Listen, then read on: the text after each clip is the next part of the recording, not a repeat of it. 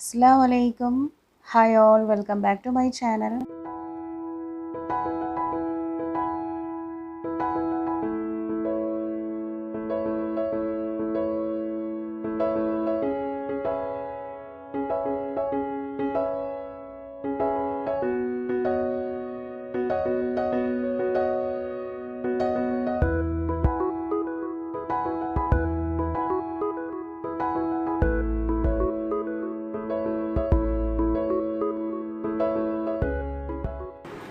ഇന്നത്തെ വീഡിയോയിൽ കാണിക്കുന്നത് ഷോർബ റെസിപ്പിയാണ്. ഷോർബ എന്ന് പറയുന്നത് ഒരു അറബിക് റെസിപ്പിയാണ്, അറബിക് ഡിഷാണ്. നമ്മുടെ ഒരു കഞ്ഞിയൊക്കെ പോലെ അല്ലെങ്കിൽ ഒരു സൂപ്പൊക്കെ പോലെയാണ്. മെയിൻലി ഇത് ഉണ്ടാക്കുന്നത് ഓട്സും അതിൻ്റെ കൂടെ ഏതെങ്കിലും മീറ്റും വെച്ചിട്ടാണ്. അതായത് ബീഫോ മട്ടണോ ചിക്കനോ ഒക്കെ വെച്ചിട്ട് ഓട്സിൻ്റെ കൂടെ ഉണ്ടാക്കിയെടുക്കുന്ന ഒരു കഞ്ഞി അല്ലെങ്കിൽ ഒരു സൂപ്പ് ടൈപ്പ് ഡിഷാണിത്. ഇനിയിപ്പം മീറ്റൊന്നും കഴിക്കാത്ത ആൾക്കാർക്ക്, വെജിറ്റേറിയൻസിന് എന്താ പറയുക, ഇതൊന്നും ഇല്ലാണ്ട് വെറും തക്കാളി വെച്ചിട്ട് അങ്ങനെയും ഉണ്ടാക്കാം. അപ്പോൾ ഇതുണ്ടാക്കാനായിട്ട് ഞാനിപ്പോൾ ഒരു കുക്കർ എടുത്തിന് നന്നായി ചൂടായി വന്നിട്ട് അതിലേക്ക് ഒരു 3 ടേബിൾ സ്പൂണോളം ഒലിവ് ഓയിൽ ചേർത്ത് കൊടുത്തിന്. ഒലിവ് ഓയിൽ ഇല്ലെങ്കിൽ സാധാ സൺഫ്ലവർ ഓയിൽ എടുത്താലും മതി. ഒലിവ് ഓയിൽ ആകുമ്പോൾ ആ ഒരു അറബിക് ടേസ്റ്റ് കിട്ടാൻ വേണ്ടിയിട്ടാണ്. മാത്രമല്ല ഒലിവ് ഓയിൽ ചേർത്ത് കഴിഞ്ഞാൽ ഒരുപാട് ചൂടാക്കണ്ട, കാരണം കൂടുതൽ ചൂടായി കഴിഞ്ഞാൽ ഒലിവ് ഓയിലിനൊരു ബാഡ് സ്മെല്ല് വരും. അപ്പോൾ ഞാൻ ലോ ഫ്ലെയിം ആക്കി വെച്ചിന്. ഇനിയിപ്പോൾ ഇതിലേക്ക് കുറച്ച് സ്പൈസസ് ചേർത്ത് കൊടുക്കാം. എന്തൊക്കെയാണെന്ന് വെച്ചാൽ ഞാനിപ്പോൾ ഒരു ഡ്രൈഡ് ലെമൺ എടുത്തിന്. നിർബന്ധമില്ല, ലൈം ജ്യൂസ് ചേർത്ത് കൊടുത്താലും മതി. പക്ഷെ അറബിക്കിന് എപ്പോഴും ആ ഒരു ഡ്രൈഡ് ലെമണിൻ്റെ ടേസ്റ്റ് അടിപൊളിയായിരിക്കും. പിന്നെ ഒരു 1/4 ടീസ്പൂൺ കുരുമുളക് ഹോൾ സ്പൈസ് എടുത്തിന്, 2-3 ഏലക്കായ, അതുപോലെ തന്നെ ഗ്രാമ്പൂ എടുത്തിന്, ഒരു 2 ചെറിയ കഷ്ണം പട്ടയും എടുത്തിന്. ഇതെല്ലാം കൂടെ ഓയിലിലേക്ക് ഇട്ട് കൊടുത്തിട്ട് ഒന്ന് മൂപ്പിച്ചെടുക്കാം. പിന്നെ ഇതിലേക്ക് വേണ്ടുന്നത് എന്തൊക്കെയാണെന്ന് വെച്ചാൽ ഞാനിപ്പം ഒരു മീഡിയം വലിപ്പത്തിലുള്ള ഉള്ളീൻ്റെ പകുതി സ്ലൈസ് ചെയ്തെടുത്തിന്, അതുപോലെ തക്കാളി, പച്ചമുളക്, 2-3 വെളുത്തുള്ളിയും ഒരു ചെറിയ കഷ്ണം ഇഞ്ചിയും. നമ്മൾ ബീഫിൻ്റെ അതാണ് ഉണ്ടാക്കുന്നത്, അപ്പോൾ അതുകൊണ്ട് ഇഞ്ചിയും വെളുത്തുള്ളിയും എടുത്തിന്. ഇനിയിപ്പം ഉള്ളി സ്ലൈസ് ചെയ്തതൊന്നിട്ടിട്ട് അങ്ങ് വഴറ്റിയെടുക്കാം. എന്താ പറയുക, ചെറുതായിട്ടൊന്ന് സോഫ്റ്റ് ആവുന്നത് വരെ ജസ്റ്റ് ഒന്ന് വഴറ്റിയെടുക്കാം.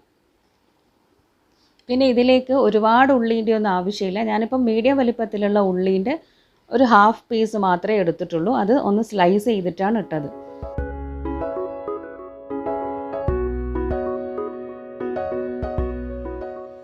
ഇനിയിപ്പോൾ ഈ ഉള്ളി ഒന്ന് സോഫ്റ്റായി വന്നു കഴിഞ്ഞാൽ ഇതിലേക്ക് എടുത്തു വെച്ചിട്ടുള്ള 2 പച്ചമുളകും അതുപോലെ ഇഞ്ചിയും വെളുത്തുള്ളീൻ്റെ ചതച്ചതും കൂടെ ചേർത്ത് കൊടുക്കാം. പേസ്റ്റ് ആയാലും കുഴപ്പമില്ല, ഞാനിത് ജസ്റ്റ് കുത്തിയെടുത്തതാണ്. 2-3 അല്ലി വെളുത്തുള്ളിയും ഒരു ചെറിയ കഷ്ണം ഇഞ്ചിയും അതാണ് ചേർത്ത് കൊടുത്തത്. പിന്നെ എരിവ് നോക്കിയിട്ട് 2 പച്ചമുളക് ചേർത്തിന്. എല്ലാം കൂടെ ചേർത്തിട്ട് ഒന്ന് വഴറ്റിയതിന് ശേഷം ഇതിലേക്ക് ഒരു മീഡിയം വലിപ്പത്തിലുള്ള തക്കാളിയും കൂടെ ചേർത്ത് കൊടുക്കാം. എന്നിട്ട് എല്ലാം കൂടെ നന്നായി ഒന്ന് വഴറ്റി, എന്താ പറയുക, ഇതെല്ലാം ഒന്ന് കുഴഞ്ഞ് വരണം, നന്നായിട്ടൊന്ന് കുഴഞ്ഞ് വരട്ടെ. അതുവരെ ഒന്ന് ജസ്റ്റ് വഴറ്റിയെടുക്കാം. പിന്നെ ഞാൻ ഈ ഒരു ഷോർബ ഉണ്ടാക്കുന്നത് ബീഫ് വെച്ചിട്ടാണ്. അതല്ലാണ്ട് നമുക്ക് ചിക്കൻ വെച്ചിട്ടുണ്ടാക്കാം, മട്ടൺ വെച്ചിട്ടുണ്ടാക്കാം. അപ്പോൾ ബീഫ് ആദ്യം ഒന്ന് വേവിച്ചെടുക്കണം. ഈ ഒരു കൂട്ടിലിട്ടിട്ട് ബീഫ് വേവിച്ചെടുക്കണം. അപ്പോഴേക്ക് ഈ തക്കാളിയും ഉള്ളിയും അതൊക്കെ അങ്ങ് നന്നായിട്ട് ഉടഞ്ഞ് കിട്ടും. ഇനിയിപ്പം തക്കാളിയും ഉള്ളിയൊക്കെ അത്യാവശ്യം ഒന്ന് വഴന്ന് വന്നതിന് ഇതിലേക്ക് ഞാൻ കുറച്ച് മാത്രം പൊടികൾ ചേർത്ത് കൊടുക്കുന്നുണ്ട്. ഒരു 1/2 ടീസ്പൂൺ കാശ്മീരി റെഡ് ചില്ലി, ഒരു 1/4 ടീസ്പൂൺ മഞ്ഞൾപ്പൊടി, 1/2 ടീസ്പൂൺ മല്ലിപ്പൊടി, ഇത്രയുമാണ് ചേർത്തത്. ഇനി ഇതെല്ലാം കൂടെ നന്നായിട്ടൊന്നങ്ങ് മിക്സാക്കി വഴറ്റിയെടുക്കുക. ഇതൊന്നും ചേർക്കുന്നില്ലെങ്കിൽ ബീഫ് മസാല ഒരു ടേബിൾ സ്പൂൺ ചേർത്ത് കൊടുത്താലും മതി. ഞാനിപ്പം പൊടികൾ ഇതൊക്കെയാണ് ചേർത്തത്. ഇനിയിപ്പം എല്ലാം കൂടെ ഇട്ട് നന്നായി ഒന്നങ്ങ് മിക്സാക്കി ആ ഒരു പൊടികളുടെ പച്ചമണമൊക്കെ മാറി വന്നു കഴിഞ്ഞാൽ ഇതിലേക്ക് കട്ട് ചെയ്തിട്ടുള്ള ബീഫ് ഇട്ട് കൊടുക്കുക. അപ്പോൾ ബീഫ് ഞാൻ നെയ്യോട് കൂടിയിട്ടുള്ള ബീഫാണ് എടുത്തത്, എല്ലും കൊട്ടൊന്നും ഇല്ലാത്ത ചെറിയ ചെറിയ പീസായിട്ട് കട്ട് ചെയ്തത്. അത് ഗ്രാം കണക്കൊന്നും പറയാനില്ല, കുറച്ച് മാത്രമേ എടുത്തിട്ടുള്ളൂ. ഇനിയിപ്പോൾ എല്ലാം കൂടെ ഇട്ട് നന്നായി ഒന്നങ്ങ് മിക്സാക്കി വഴറ്റിയെടുക്കാം. ഇപ്പം എല്ലാം കൂടെ ഇപ്പം മിക്സ് ആയിട്ടുണ്ട്. ഇനിയിപ്പോൾ ഇതിലേക്ക് ആവശ്യത്തിനുള്ള ഉപ്പ് ചേർത്ത് കൊടുക്കാം. ഇപ്പം ഞാൻ കുറച്ച് ഉപ്പ് ചേർക്കുന്നുണ്ട്. ഇനിയിപ്പം ബാക്കി ഓട്സും കൂടെ ചേർത്തിട്ട് നോക്കിയിട്ട് വേണമെങ്കിൽ ചേർത്ത് കൊടുക്കാം ലാസ്റ്റ്. അപ്പോൾ എല്ലാം കൂടെ ഇട്ട് നന്നായി മിക്സാക്കിയതിന് ശേഷം ഇനി ഇതിലേക്ക് വെള്ളം ഒഴിച്ചിട്ട് ഈ ബീഫ് ആദ്യം ഒന്ന് വേവിച്ചെടുക്കണം. ബീഫ് ആയതുകൊണ്ട് ഞാനിപ്പോൾ ഓട്സ് ഇപ്പോൾ ഇടുന്നില്ല, ബീഫ് വെന്തതിന് ശേഷം ഇടുന്നത്. ചിക്കനൊക്കെ ആകുമ്പോൾ നമുക്ക് ഇതിൻ്റെ കൂട്ടത്തിൽ തന്നെ ഇട്ടിട്ട് അങ്ങ് വേവിച്ചെടുക്കുക, കാരണം ചിക്കൻ ബീഫിൻ്റെ അത്രയൊന്നും വേവില്ലല്ലോ, പെട്ടെന്ന് വെന്ത് വരുമല്ലോ. അപ്പം ഞാനിപ്പം എല്ലാം കൂടെ മിക്സാക്കിയതിന് ശേഷം 2 ഗ്ലാസ് വെള്ളം ഒഴിച്ച് കൊടുത്തിന്. ഇനി അത് തിളച്ച് വന്നിട്ട് ഈ ബീഫ് നന്നായിട്ടൊന്ന് വെന്ത് വന്നോട്ടെ. അപ്പോൾ കുക്കർ അടച്ച് വെച്ചിട്ട് ഒരു 3-4 വിസിലിന് ഞാനിതങ്ങ് വേവിച്ചെടുക്കുന്നുണ്ട്.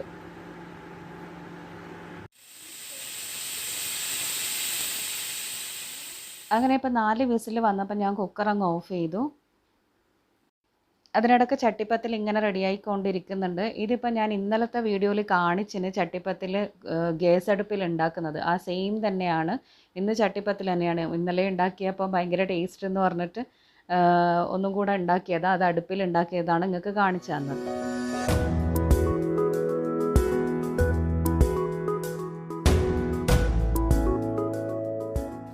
അപ്പോഴേക്കും എന്താ പറയുക, ഒരു 4 വിസിലൊക്കെ കഴിഞ്ഞ് പ്രഷറൊക്കെ പോയതിന് ശേഷം ഞാനിപ്പം കുക്കറൊന്ന് മൂടി തുറന്നിന് കണ്ടോ. അപ്പോൾ ഇതിൽ അത്യാവശ്യം കുറച്ച് വെള്ളമുണ്ട്. നമ്മുടെ ബീഫ് നന്നായിട്ട് വെന്ത് വന്നിട്ടുണ്ട്. ഞാനിപ്പോൾ ആ നാരങ്ങ ഉണ്ടല്ലോ, ഉണക്ക നാരങ്ങ, അതങ്ങ് എടുത്ത് മാറ്റുന്നുണ്ട്. അതിൻ്റെ പുളിപ്പ് ഒരുപാട് വേണമെന്നില്ല, അതങ്ങ് എടുത്ത് മാറ്റിയിട്ടുണ്ട്. ഇനിയിപ്പോൾ എന്താ ചെയ്യേണ്ടതെന്ന് വെച്ചാൽ ഇതിലേക്ക് ഞാൻ 1 കപ്പ് ഓട്സ് അങ്ങ് ചേർത്ത് കൊടുക്കുന്നുണ്ട്. ഓട്സ് ചേർത്ത് നന്നായി മിക്സ് ആക്കിയിട്ട് ഇപ്പോൾ ഈ ഓട്സിന് കണക്കായിട്ടുള്ള കുറച്ചും കൂടെ വെള്ളം നമ്മൾ ഇതിലേക്ക് ഒഴിച്ചു കൊടുക്കണം. ഒരു കഞ്ഞി ടൈപ്പ്, ഒരു സൂപ്പ് ടൈപ്പ് അല്ല. അപ്പോൾ ആ ഒരു കൺസിസ്റ്റൻസിക്ക് കണക്കായിട്ട് നമ്മൾ വെള്ളം ഒഴിച്ചു കൊടുക്കുക.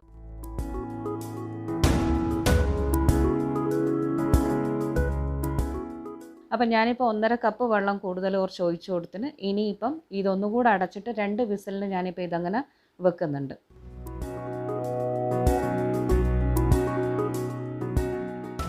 അപ്പോൾ 2 വിസിൽ വരട്ടെ കേട്ടോ, എന്നിട്ട് ഓഫ് ചെയ്യുക. അതിനിടയ്ക്ക് ഉമ്മ ഇവിടെ പൊറോട്ട റെഡിയാക്കുന്നുണ്ട്. പൊറോട്ടയും ചിക്കൻ കറിയും ചോറും കറിയൊക്കെയാണ് ഇന്നത്തെ ഡിന്നർ.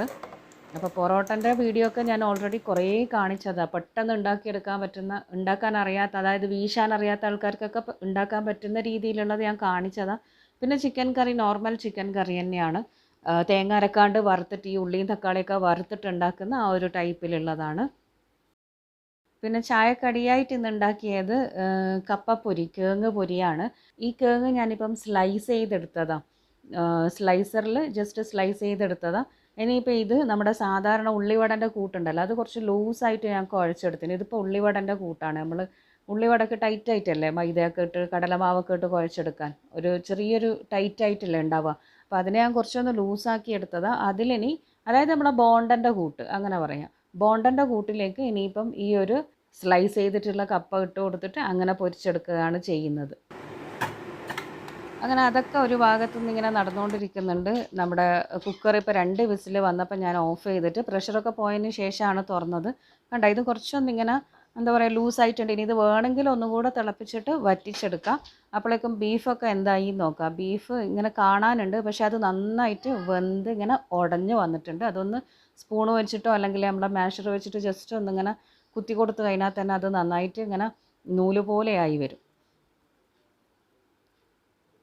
അപ്പോൾ നമ്മുടെ ഷോർബ റെഡിയായി. ഇനി കുറച്ചൊന്ന് തിളച്ച് വന്നിട്ട് ഒന്ന് കുറുകി വന്നു കഴിഞ്ഞാൽ ഫ്ലെയിം ഓഫ് ചെയ്യും.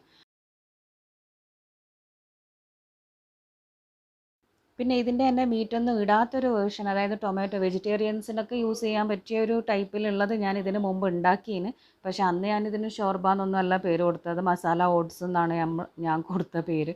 അന്ന് സത്യം പറഞ്ഞാൽ അറിയില്ലേനു പേര് ഇതാണ് എന്നുള്ളത്. അപ്പോൾ ഇപ്പോൾ അടുത്ത് ഏതെല്ലോ വീഡിയോ കണ്ടപ്പോൾ ഇതാണോ ഞാനന്ന് ഉണ്ടാക്കിയ സാധനം എന്നുള്ള ഓർമ്മ വന്നത്. അപ്പം അടിപൊളി ടേസ്റ്റാണ്. ഇതാ ഞാൻ ഇതേപോലെ ജസ്റ്റ് ഒന്ന് ഇത് വെച്ചിങ്ങനെ ഒന്നങ്ങ് ഇളക്കി കൊടുക്കുന്നുണ്ട്. അപ്പം നമ്മുടെ മീറ്റ് നന്നായിട്ട് ഉടഞ്ഞ് കിട്ടും. ഇതേ സെയിം ടൈപ്പിൽ തന്നെ ചിക്കനും മട്ടനും നമുക്ക് ഉണ്ടാക്കാം. അപ്പം നമ്മുടെ ടേസ്റ്റി ആയിട്ടുള്ള ബീഫ് ഷോർബ ഇവിടെ റെഡിയായി. ഇനിയിപ്പോൾ ഇത് ചൂടോട് കൂടിയിട്ട് തന്നെ കഴിക്കാം. ഞാൻ വിചാരിച്ചു ഈ ഒരു കൺസിസ്റ്റൻസിയിൽ തന്നെ ഇങ്ങനെ വെച്ചിട്ട് പിന്നെ നമ്മൾ എന്തായാലും നോമ്പ് തുറന്ന് കുറച്ച് കഴിഞ്ഞിട്ടല്ലേ കൊടുക്കും, ആ സമയത്തൊന്ന് ചൂടാക്കാമെന്ന് വിചാരിച്ചു. അപ്പോൾ അതുകൊണ്ട് ഇപ്പോൾ ഫ്ലെയിം ഓഫ് ചെയ്യുന്നുണ്ട്. കുറച്ച് മല്ലിയില അങ്ങനെ മുകളിലൊന്ന് വിതറി കൊടുത്തിന്. അങ്ങനെ നമ്മുടെ ടേസ്റ്റി ആയിട്ടുള്ള ഷോർബ റെഡിയായി. അപ്പോൾ എല്ലാവരും ഇതൊന്ന് നോമ്പിൻ്റെ സമയത്ത് തന്നെ ഒന്ന് ഉണ്ടാക്കി നോക്ക്. നല്ലൊരു റിഫ്രഷിംഗ് ആയിട്ടുള്ള ഒന്നാണ്. അപ്പോൾ ഇന്നത്തെ ഈ ഒരു വീഡിയോ എല്ലാവർക്കും ഇഷ്ടമായി എന്ന് വിചാരിക്കുന്നു. ഈ ഒരു റെസിപ്പി എന്തായാലും നിങ്ങൾ വീട്ടിൽ ട്രൈ ചെയ്ത് നോക്ക്. എന്നിട്ട് എന്നോട് അഭിപ്രായം പറയണം. പുതിയ പുതിയ വീഡിയോസും ടിപ്സും വ്ളോഗ്സും ഒക്കെ കാണാനായിട്ട് follow Maimoon's kitchen. Thank you.